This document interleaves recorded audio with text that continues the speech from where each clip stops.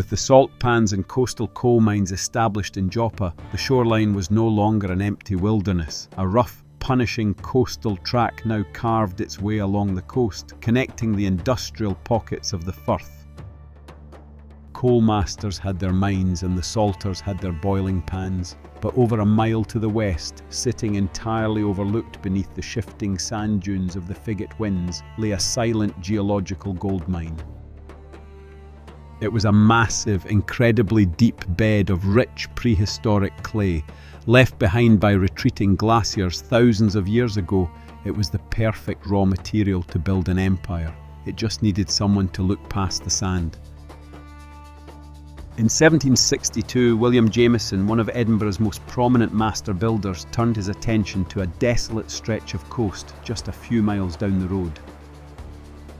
He secured a cheap lease on 40 acres of virtually useless scrubland near the Figgate Burn. The locals called it madness, expecting him to fail, but Jameson had a sharp eye for potential.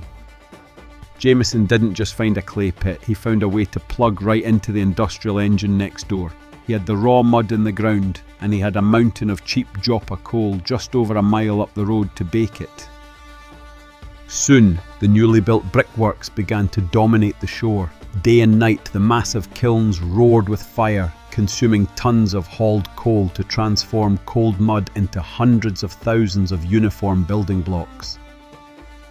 Up the road, Edinburgh's wealthy were escaping their cramped medieval high-rises to build the grand, elegant Georgian New Town on the open fields across the valley. But while those celebrated facades were dressed in pristine Craigleith sandstone, Jameson's clay was about to build everything else. Behind the beautiful stone masks, Edinburgh has a dirty secret. Look beneath the floorboards or dive into the subterranean vaults under South Bridge.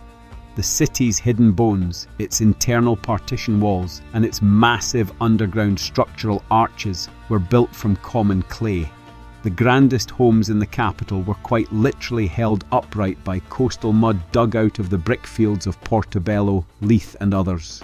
Portobello wasn't born as a seaside holiday resort. It was born out of dirt, fire, and a builder looking for cheap materials. The town quite literally grew out of its own clay pits.